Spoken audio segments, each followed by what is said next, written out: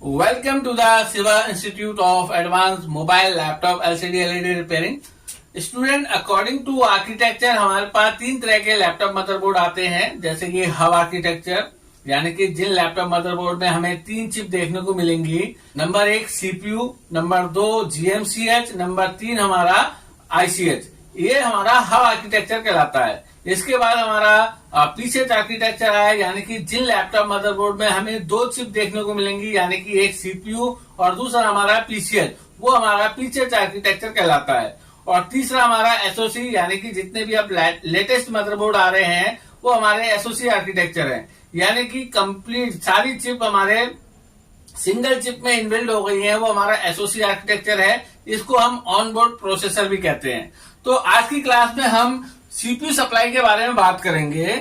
और जो common supply होती थी, जैसे कि हमारी बैटरी चार्जिंग हो गई, रैम सप्लाई हो गई, वोल्टिन की सप्लाई हो गई, ये तो हर लैपटॉप मदरबोर्ड में लगभग एक जैसी ही होती हैं।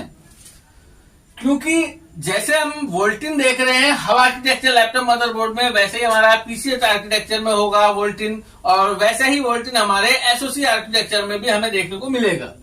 और जो हमारी बैटरी चार्जिंग है, रैम सप्लाई है, स्टेप डाउन सेक्शन है, उन सबका कॉन्सेप्ट लगभग हर आर्किटेक्चर में एक जैसा ही है। लेकिन सीपीयू की जो सप्लाई है वो हर आर्किटेक्चर में अलग अलग होती है। जैसे कि हमारे पास हब आर्किटेक्चर था, उसमें सीपीयू की 3 सप्लाई होती थी। जैसे कि आप देख रहे हैं यहाँ पे मैंने सीपीयू बनाया है। नंबर 1 हमारी core voltage, number 2 VCC P supply जो 1.05 वोल्ट होती थी, नंबर 3 1.5 वोल्ट होती थी। अब देखिए सीपीयू को सबसे पहले वीसीसी पी सप्लाई मिलती थी, उसी के बाद उसकी कोर वोल्ट मिलती थी। क्योंकि ये जो वीसीसी पी सप्लाई है 1.05, ये सप्लाई सीपीयू के द्वारा वीआईडी सिग्नल जनरेट कराता था। वीआईडी से मतलब होता है वोल्टेज आइडेंटिफिकेशन, और ये वीआईडी पिन हमारे वीआरएम चिप को जाती थी, जिससे वीआरएम चिप को ये पता चलता था कि सीपीयू की कोर वोल्ट कितनी है। यानी कि हम अपने मदरबोर्ड में सीपीयू को अलग अलग अपग्रेड कर सकते थे। तो सीपीयू वीआरएम पिन के द्वारा वीआरएम चिप को बताता था कि उसकी सीपीयू कोर वोल्ट कितनी है। तो ये सप्लाई आपने देखी हब आर्किटेक्चर के अंदर। आगे देखते हैं जो हमारे पीसीएच आर्किटेक्चर का फर्स्ट जनरेशन लैपटॉप मदरबोर्ड होता था, उसके लिए सीपीयू की क्या सप्लाई बनती है। जैसे कि हम देख रहे हैं पीसीएच आर्किटेक्चर का फर्स्ट जनरेशन लैपटॉप मदरबोर्ड है ये, और इसमें सीपीयू को 5 तरह की सप्लाई मिलती थी। और जो यहाँ पे आप देख रहे हैं हमारा पीसीएच आर्किटेक्चर का फर्स्ट जनरेशन का लैपटॉप मदरबोर्ड है, उसमें सीपीयू लगा है। इसमें आप देखेंगे सीपीयू के लिए सबसे पहली जो वोल्ट है वो सीपीयू कोर वोल्टेज है। नंबर 2 पे हमारा जीएफएक्स वोल्टेज है, यानी कि ग्राफिक सप्लाई। और तीसरा है हमारा वीटीटी, जिसको हम वीसीसी आईओ भी कहते हैं। और चौथा है हमारा पीएलएल, इसको हम एसएफआर वोल्टेज भी कहते हैं, और ये लगभग 1.8 वोल्ट होती है। और पांचवी जो सप्लाई है हमारी वीडीडी-क्यू। वीडीडी-क्यू से मतलब होता है जो रैम ऑपरेटिंग वोल्ट होती है, वो भी हमारे सीपीयू को मिलती है। क्योंकि पीसीएच आर्किटेक्चर के अंदर जीएमसीएच हमारा इनबिल्ड हो गया है, इसीलिए उसको ये जो रैम की ऑपरेटिंग वोल्ट है हमारे सीपीयू को मिल रही है। और आप देखेंगे जो जीएफएक्स और सीपीयू कोर वोल्टेज है ये फिक्स नहीं होती थी, क्योंकि इन लैपटॉप मदरबोर्ड के अंदर सीपीयू को हम अपग्रेड कर सकते थे। तो अकॉर्डिंग सीपीयू हमारा जो कोर वोल्टेज है वो बनती थी, और जो ग्राफिक वोल्ट है वो भी उसी के हिसाब से बनती थी। उसके बाद आप देखेंगे जिसको हम वीटीटी और वीसीसी आईओ कहते हैं, ये कभी 1.1 वोल्ट तो कभी 1.05 वोल्ट होती थी। ये भी डिपेंड करता था सीपीयू के हिसाब से। और जो हमारी पीएलएल वोल्टेज है, जिसको हम एसएफआर कहते हैं, ये हमेशा 1.8 वोल्ट फिक्स रहती थी। और जो हमारी वीडीडी-क्यू सप्लाई है वो डिपेंड करती थी कि रैम कौन सी लगी है, क्योंकि जो रैम ऑपरेटिंग वोल्ट है वो डिपेंड करता है कि रैम कौन सी लगी है। आगे देखते हैं। अब हम देखेंगे जो हमारे पीसीएच आर्किटेक्चर के अंदर सेकेंड और थर्ड जनरेशन के जो लैपटॉप मदरबोर्ड आए, उनके अंदर सीपीयू की क्या सप्लाई थी। जैसे कि आप देख लो जो हमारा पीसीएच आर्किटेक्चर में सेकेंड और थर्ड जनरेशन का सीपीयू था, उसको 6 तरह की सप्लाई मिलती है, यानी कि एक सप्लाई और ऐड हो गई। तो जो आपने फर्स्ट जनरेशन में 5 सप्लाई देखी थी, वही सप्लाई हमारे सेकेंड और थर्ड जनरेशन में है। जैसे कि हमारा CPU core voltage, GFX core voltage, VTT जिसको हम वीसीसी आईओ भी कह रहे हैं, और चौथे नंबर पे PLL जिसको हम SFR भी कह रहे हैं, और पांचवें नंबर पे VDD-Q। लेकिन सेकेंड और थर्ड जनरेशन में एक सप्लाई और ऐड हो गई जिसको हम VCC ऐसे सप्लाई कहते हैं। तो ये हमारे PCH आर्किटेक्चर के अंदर 6 सप्लाई हुई सेकेंड और थर्ड जनरेशन के CPU के लिए। अब हम देखेंगे जो हमारे लैपटॉप मदरबोर्ड का 4th जनरेशन स्टार्ट हुआ, यानी कि यहां से हमारा SoC आर्किटेक्चर स्टार्ट हुआ। तो SoC आर्किटेक्चर में क्या क्या सप्लाई बनती है उनको देखेंगे अब हम। तो जैसे कि आप देख रहे हैं यहाँ पे 4th एंड 5th जनरेशन में जहां पे हमारा SoC आर्किटेक्चर स्टार्ट हो गया, वहां फिर से CPU के अंदर 3 सप्लाई आ गई, यानी कि जो हमारे स्टार्टिंग था SoC का 4th एंड 5th जनरेशन, उसमें CPU की जो सप्लाई थी वो 3 तरह की सप्लाई थी। आप देख सकते हैं सबसे पहले CPU की कोर वोल्टेज नंबर 1, और नंबर 2 VDD-Q सप्लाई जो रैम की ऑपरेटिंग वोल्ट थी, और नंबर 3 हमारा VCC ST voltage. SoC architecture में 4th और 5th जनरेशन में CPU के लिए ये 3 सप्लाई थी। इसके बाद आप देखेंगे जो 6th जनरेशन के लैपटॉप हैं और 7th जनरेशन के लैपटॉप हैं, या फिर जो उससे आगे के लैपटॉप आ रहे हैं, उनके अंदर CPU की फिर से 6 सप्लाईयां हो गई हैं। तो हर आर्किटेक्चर के अंदर हमें CPU की सप्लाई का पता होना चाहिए, और तभी हम उनको अच्छी तरीके से चेक कर पाएंगे। अगर इनमें से कोई एक सप्लाई मिस होती है तो लैपटॉप मदरबोर्ड में डिस्प्ले नहीं आएगी। तो जितनी भी मैंने अभी आपको सप्लाई दिखाई CPU की, उनको हम हर आर्किटेक्चर में देखेंगे सिस्टमैटिक के अंदर, यानी कि जितनी भी मैंने अभी CPU की सप्लाई बताई आपको, जैसे हवा आर्किटेक्चर के अंदर 3 सप्लाई थी, और PCH का जो 1st जनरेशन का लैपटॉप था उसके अंदर 5 सप्लाई थी, और PCH का जो 2nd और 3rd जनरेशन था उसके अंदर 6 सप्लाई हो गई, और फिर उसके बाद जो SoC आर्किटेक्चर आया उसके अंदर 4th और 5th जनरेशन के अंदर हमारा 3 तरह की सप्लाई हो गई, और 6th और 7th में फिर से 6 सप्लाई हो गई। तो इन सभी को हम स्कीमेटिक के अंदर देखेंगे कि वो सप्लाई वास्तव में बन रही है कि नहीं बन रही है। तो ये आपने नोट करना है। अब हम देखते हैं स्कीमेटिक के अंदर। तो हम यहाँ पे एक हवा आर्किटेक्चर का स्कीमेटिक ले लेते हैं और उसके अंदर देखेंगे कि CPU की सप्लाई क्या क्या बन रही है। जैसे कि आप देख रहे हैं यहाँ पे कॉम्पाल LA3481P है, और इस ब्लॉक डायग्राम में आपको समझ में आ रहा होगा कि ये हवा आर्किटेक्चर का है, क्योंकि हवा आर्किटेक्चर के अंदर CPU के साथ एक GMCH, जैसे कि यहाँ पे लिखा है MCH यानी कि मेमोरी कंट्रोलर हब, और एक ICH लगा होता है। तो यहाँ पे CPU की सप्लाई को समझने के लिए हमें CPU के पेज में जाना होगा, और यहाँ पे पेज नंबर 4, 5, 6 दिया है CPU के लिए। तो हम सप्लाई को नीचे से यानी कि 6 और 5 पेज में देखेंगे। तो पेज नंबर 6 के अंदर CPU की जितनी भी ग्राउंड की पिनें हैं वो दिखाई गई हैं। जैसे कि आप देख रहे हैं यहाँ पे VSS लिखा हुआ है, तो इसका मतलब ग्राउंड होता है। और अब पेज नंबर 5 में देखते हैं। यहाँ पे देखेंगे जो हमारा CPU लगा हुआ है इसके लिए सप्लाई दी गई है। सबसे पहले आप देखेंगे यहाँ पे प्लस VCC कोर लिखा हुआ है, तो इसको हम CPU कोर भी कहते हैं।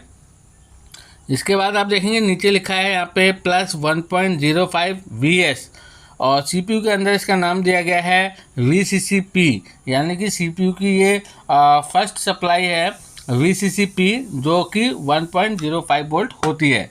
इसके बाद आप देखेंगे CPU की जो तीसरी सप्लाई है प्लस 1.5 VS, और CPU के अंदर लिखा हुआ है आप देखेंगे VCCA। तो ये हुई हमारी हब आर्किटेक्चर के अंदर CPU की 3 सप्लाई।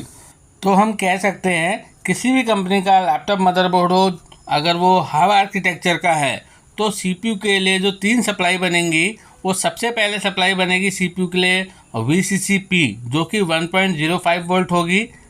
इस सप्लाई के द्वारा CPU अपनी VID पिन के द्वारा VRM चिप को ये इन्फॉर्मेशन देगी कि उस CPU की कितनी रिक्वायरमेंट वोल्ट है, तब जाके हमारी VRM IC CPU के लिए स्विचिंग करके कोर वोल्ट बनाएगी।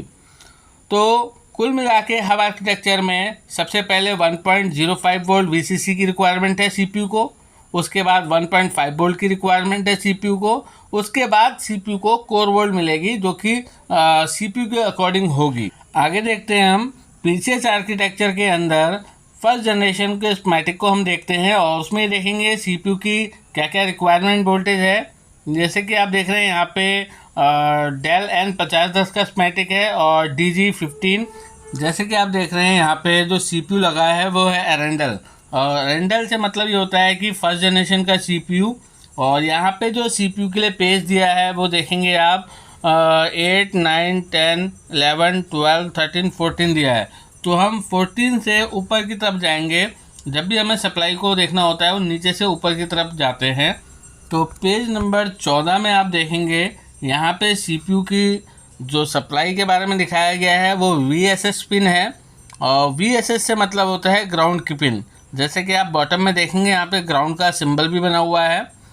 तो अब पेज नंबर 13 में चलते हैं। यहाँ पे आप देखेंगे जो CPU की जो सप्लाई देखने को मिल रही है हमें, plus CPU GFX core volt, यानी कि ये CPU की ग्राफिक सप्लाई है। और CPU की जो दूसरी सप्लाई है आप देखेंगे यहाँ पे प्लस 1.05 VTT सप्लाई है। और यहाँ पे इंफॉर्मेशन भी दी गई है कि जो VTT वोल्टेज है या तो वो 1.05 वोल्ट होगी या फिर 1.1 वोल्ट होगी। ये डिपेंड करेगा कि लैपटॉप मदरबोर्ड में जो CPU है वो कौन सा लगा हुआ है CPU सॉकेट में। तो उसके अकॉर्डिंग या तो ये 1.1 वोल्ट होगी या फिर 1.05 वोल्ट होगी। और जो CPU की तीसरी सप्लाई है वो यहाँ पे लिखा है प्लस 1.8 वोल्ट रन, और आप देखेंगे यहाँ पे 1.35 एम्पियर जा रहा है। और CPU के अंदर लिखा है VCC PLL और 1.8 वोल्ट। तो ये हो गई CPU की 3 सप्लाई। आगे देखते हैं CPU की जो चौथी सप्लाई है वो देखेंगे यहाँ पे लिखा है प्लस 1.5 वोल्ट रन CPU, और ये 3 एम्पियर की है। और CPU के अंदर जैसे कि आप देख रहे हैं लिखा भी है VDDQ। VDDQ से मतलब होता है रैम की ऑपरेटिंग बोर्ड, और यहाँ पे लिखा भी है DDR3 1.5 वोल्ट रेल्स। तो ये CPU की चौथी सप्लाई हो गई। अब हम देखते हैं CPU की जो पांचवी सप्लाई है वो CPU की कोर वोल्ट होती है। तो जैसे कि आप देख रहे हैं यहाँ पे लिखा भी है VCC कोर, यानी कि CPU की कोर वोल्ट। यहाँ पे लिखा भी है प्रोसेसर कोर पावर, और आप देखेंगे ये 48 एम्पियर CPU की रिक्वायरमेंट है, यानी कि जो CPU को वोल्ट मिल रही है वो तो 1.23 के आसपास होगी, लेकिन जो एम्पियर है वो 48 एम्पियर है। तो यानी कि काफ़ी हाई स्विचिंग सप्लाई है यहाँ पे CPU के लिए। तो ये हो गई हमारी CPU की 5 supply. Number 1 CPU GFX core voltage, जो कि 22 एम्पियर में है, और इसको अलग अलग नामों से पुकारा जाता है, जैसे कि ग्राफिक हो गया, वैक्स हो गया, या GFX हो गया। और जो दूसरी सप्लाई है वो है 1.05 वोल्टेज, जिसे हम VTT या फिर VCC IO भी कहते हैं। और तीसरी सप्लाई है 1.8 वोल्ट रन, और ये VCC PLL है। और जो चौथी सप्लाई है वो है VDDQ, जो कि रैम की ऑपरेटिंग वोल्टेज होती है, और ये कन्वर्ट करी जाती है एक स्विच के द्वारा, जैसे कि यहाँ पे लिखा भी है 1.5 वोल्ट रन, और यानी कि S3 से S0 में कन्वर्ट हुई। और जो CPU की पांचवी सप्लाई है वो है VCC कोर वोल्टेज। तो ये PCH आर्किटेक्चर के फर्स्ट जनरेशन में CPU की आपने 5 सप्लाई देखी। अब हम नेक्स्ट स्कीमेटिक में देखते हैं और PCH आर्किटेक्चर में सेकंड जनरेशन में जाते हैं। जैसे कि आप देखेंगे यहाँ पे जो है स्कीमेटिक तोशिबा सैटेलाइट L655 का है, और यहाँ पे जो CPU लगा हुआ है सैंडी ब्रिज, यानी कि ये हमारा सेकंड जनरेशन का प्रोसेसर है। और देख सकते हैं यहाँ पे हमारा एक CPU लगा है और नीचे हमारा एक PCH लगा हुआ है। तो इसीलिए हम कह सकते हैं ये PCH आर्किटेक्चर में सेकंड जनरेशन का लैपटॉप मदरबोर्ड है। तो जो यहाँ पे CPU लगा है उसकी इन्फॉर्मेशन पेज नंबर 2 से लेके पेज नंबर 5 के बीच में है। तो हम पेज नंबर 5 में जाते हैं तो लास्ट का पेज हमेशा ग्राउंड का मिलता है, जैसे कि आप देख रहे हैं यहाँ पे VSS लिखा हुआ है, यानी कि ये CPU की ग्राउंड की पिन है। तो पेज नंबर 4 में जाते हैं तो सबसे पहले आप देखेंगे यहाँ पे प्लस VCC कोर सप्लाई देखने को मिल रही है। आगे देखेंगे CPU की जो दूसरी सप्लाई है वो है VTT सप्लाई, जिसे हम VCC IO भी कहते हैं। और तीसरी सप्लाई अगर देखते हैं तो यहाँ पे CPU की ग्राफिक सप्लाई है, जिसे यहाँ पे वैक्स कहा गया है। तो ये आपने नोट्स करना है कि ग्राफिक सप्लाई को किन किन नामों से हम जानते हैं। यहाँ पे वैक्स लिखा है, इससे पहले वाले में आपने देखा था GFX लिखा हुआ था, तो ये आपने नोट करके रखना है। तो ये CPU की तीसरी सप्लाई हो गई। आगे देखते हैं CPU की जो चौथी सप्लाई है वो है VCC PLL, जो कि हमेशा 1.8 वोल्ट रहती है। और आगे देखते हैं यहाँ पे CPU के लिए जो सप्लाई दिखाई गई है पांचवी वो है VDD-Q सप्लाई, जो कि रैम की ऑपरेटिंग बोल्ट है।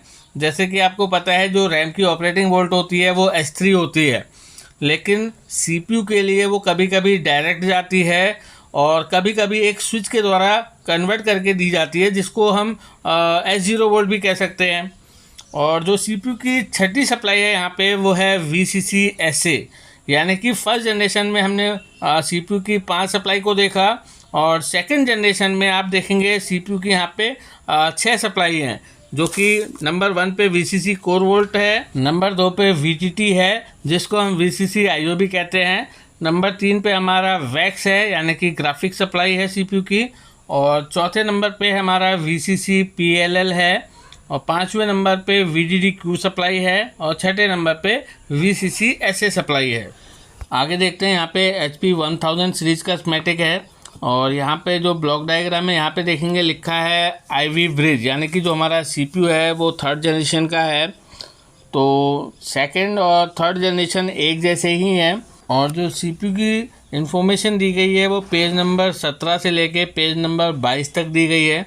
तो हम सप्लाई को नीचे से ऊपर की तरफ ट्रेस करते हैं, तो देखते हैं आगे। जैसे कि आप देख रहे हैं पेज नंबर 22 में VSS लिखा हुआ है, यानी कि सब ग्राउंड की पिनें हैं CPU की। आगे देखते हैं पेज नंबर 21 में CPU की जो सबसे पहले सप्लाई हमें देखने को मिल रही है वो ये है PVAXG, यानी कि CPU की ग्राफिक सप्लाई। देखेंगे यहाँ पे अंदर लिखा भी है वैक्स जी, और ये 33 एम्पियर में है सप्लाई। तो CPU की ये पहली सप्लाई हो गई। आगे देखते हैं CPU की सेकंड सप्लाई को। जैसे कि आप देख रहे हैं यहाँ पे लिखा है 1.8 वोल्ट रेल, तो ये CPU की सेकंड सप्लाई हो गई। और यहाँ पे लिखा है P1V8S, यानी कि 1.8 वोल्ट, और ये मैक्सिमम 1.2 एम्पियर की सप्लाई है CPU के लिए। तो थर्ड सप्लाई को देखते हैं CPU की। जैसे कि यहाँ पे लिखा हुआ है VDD-Q, यानी कि ये रैम की ऑपरेटिंग वोल्टेज है। यहाँ पे लिखा है P1B5S, यानी कि 1.5 वोल्ट, जो कि 5 एम्पियर में है। तो ये CPU की तीसरी सप्लाई हो गई। चौथी सप्लाई को देखते हैं। जैसे कि आप देख रहे हैं यहाँ पे लिखा है VTT, यानी कि CPU के अंदर लिखा है VCC IO, और ये 1.05 वोल्ट है यहाँ पे CPU के लिए। और जो CPU की पांचवी सप्लाई है वो है CPU की कोर वोल्टेज, जिसको हम CPU कोर वोल्ट कहते हैं। और छठी सप्लाई अगर देखेंगे तो यहाँ पे लिखा है VCC-SA। ऐसे से मतलब होता है सिस्टम एजेंट, और ये आपने देखा PCH आर्किटेक्चर में सेकंड जनरेशन और थर्ड जनरेशन के अंदर एक जैसी ही सप्लाई है, यानी कि CPU की 6 सप्लाई को आपने देखा। आगे देखते हैं फोर्थ जनरेशन के लैपटॉप मदरबोर्ड में। और फोर्थ जनरेशन से हमारा SoC आर्किटेक्चर स्टार्ट हो गया था, यानी कि हमारे लैपटॉप मदरबोर्ड में CPU इनबिल्ड होके आने लगा था। तो जो अभी हमने बोर्ड लिया है वो डेल का है, और ये 15 है। लैपटॉप का जो मॉडल नंबर है वो है 3537, और बोर्ड पे जो पार्ट नंबर है वो है LA-9981P है। जैसे कि पेज नंबर 2 में हम देख रहे हैं, यहाँ पे हमारा SoC है, और ये हमारा हैसवेल का प्रोसेसर है, और यहाँ पे लिखा भी है देखेंगे लिनक्स पॉइंट, यानी कि ये फोर्थ जनरेशन का है। इस CPU की इन्फॉर्मेशन पेज नंबर 6 से लेके पेज नंबर 16 तक दी गई है। तो हम नीचे से ऊपर की तरफ CPU की सप्लाई को सर्च करेंगे, तो पेज नंबर 15 में देखते हैं जो ये हमारी VSS की पिनें हैं, यानी कि CPU की ग्राउंड की पिनें हैं। और पेज नंबर 14 में देखते हैं तो फोर्थ जनरेशन में PCH हमारा CPU में इनबिल्ड हो गया, तो PCH की जो सप्लाई थी वो भी अब CPU को मिलने लगी, यानी कि SoC को। तो इस SoC में और भी सप्लाइयाँ बन रही हैं, जैसे RTC की सप्लाई हो गई, SPI सप्लाई हो गई। तो इनको तो हम अपनी पिछली क्लास में स्टडी कर चुके हैं, लेकिन अभी हमें इन्हें नहीं देखना है। अभी तो हमें बस SoC की मेन सप्लाई को देखना है। तो पेज नंबर 13 में देखेंगे, नंबर 1 सप्लाई हमें देखने को मिल रही है CPU की कोर वोल्ट, जो CPU की मेन सप्लाई है। दूसरी सप्लाई VDD-Q है, जो कि 1.35 वोल्ट है, मतलब DDR3 रैम PC3L रैम यहाँ से चालू हो गई। तीसरी सप्लाई ये VCC-ST सप्लाई है, जो कि 1.05 वोल्ट है। बेसिकली ये सप्लाई PCH की सप्लाई है, पर PCH SoC में इनबिल्ड हो गया, तो ये सप्लाई भी अब SoC को मिलने लगी। तो फोर्थ जनरेशन के CPU को जो मेन 3 सप्लाई चाहिए वो ये है। नंबर 1 VCC कोर सप्लाई जो कि CPU के अकॉर्डिंग होती है, और number 2 VDD Q volt 1.35 volt क्योंकि यहाँ पे PC3 LRAM लगी है DDR3 की, और नंबर 3 VCC ST 1.05 VS। और इससे ऊपर के पेज को देखेंगे तो CPU के केवल डेटा इन्फॉर्मेशन दी गई है। तो CPU की जो सप्लाई थी वो यहीं पे ख़त्म हो जाती है। अब हम 5th जनरेशन के लैपटॉप मदरबोर्ड के स्कीमेटिक को देखते हैं। और जो हमने लैपटॉप लिया है वो डेल 15-5000 सीरीज़ है, और जो बोर्ड का पार्ट नंबर है LA-B012P है। और इसमें जो प्रोसेसर लगाया है वो है ब्रॉडवेल प्रोसेसर, यानी कि ये 5th जनरेशन का CPU है। और इसकी सारी इन्फॉर्मेशन पेज नंबर 4 से लेके पेज नंबर 14 तक दी गई हैं। तो पेज नंबर 13 में देखते हैं, यहाँ पे CPU की जो सबसे पहली सप्लाई है वो कोर वोल्टेज है, ये CPU की पहली सप्लाई हो गई। और जो दूसरी सप्लाई है वो है VDD Q जो कि 1.35 वोल्ट है। और जो तीसरी सप्लाई है इस SoC की वो है VCC ST 1.05 VS PCH। इसमें लिखा भी है 1.05 VS PCH क्योंकि इसमें PCH इनबिल्ड हो गया है CPU में, यानी कि जो 4th और 5th जनरेशन के लैपटॉप मदरबोर्ड हैं उसमें CPU को 3 सप्लाई मिलती है। Number 1 VCC core supply, number 2 VDD Q supply जो कि रैम की ऑपरेटिंग वोल्ट होती है, और नंबर 3 हमारी VCC ST। आगे देखते हैं जो हमारे 6 और 7 जनरेशन के लैपटॉप हैं उसमें CPU की क्या सप्लाई मिलती है उसको देखते हैं। जैसे कि यहाँ पे हम HP पवेलियन का एक लैपटॉप स्कीमेटिक लेते हैं, और इसमें जो SoC प्रोसेसर है वो है स्काईलेक यानी कि 6th जनरेशन। इसको हम नीचे से देखते हैं, इसमें पेज की इन्फॉर्मेशन नहीं दी है।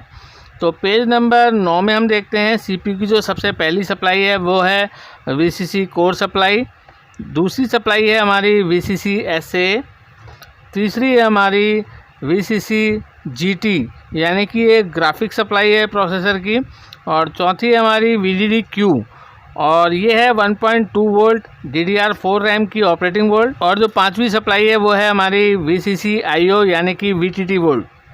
और जो छठी सप्लाई है CPU की वो है हमारी VCC PLL यानी कि VCC SFR, इसको सफार वोल्ट भी कहते हैं।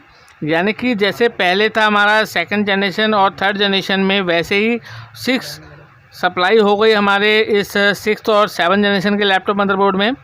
अब हम देखते हैं जो हमारा 7th जनरेशन के लैपटॉप मदरबोर्ड है उसमें CPU को क्या सप्लाई मिल रही है।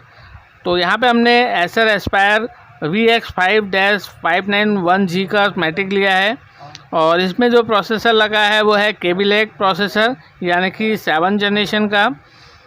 और इसमें जो प्रोसेसर की इन्फॉर्मेशन दी गई है वो पेज नंबर 6 से लेके 13 में दी गई है। तो नीचे से देखते हैं, और पेज नंबर 11 में पहली सप्लाई है वो है प्लस VCC SA, ये CPU की पहली सप्लाई हो गई। और जो CPU की दूसरी सप्लाई है वो plus 1.2 volt VDD Q CPU है, और ये रैम की ऑपरेटिंग वोल्ट है। और यहाँ पे जो रैम लगी है वो DDR4 रैम लगी है, और जो रैम की ऑपरेटिंग वोल्ट होती है वो S3 होती है, और ये एक स्विच के माध्यम से वो S0 में कन्वर्ट होती है।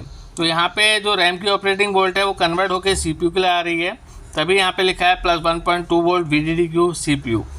और जो तीसरी सप्लाई है वो है प्लस 1.0 VS यानी कि VCC IO। तो ये CPU की तीसरी सप्लाई हो गई। और अगली सप्लाई को हम पेज नंबर 10 में देखेंगे।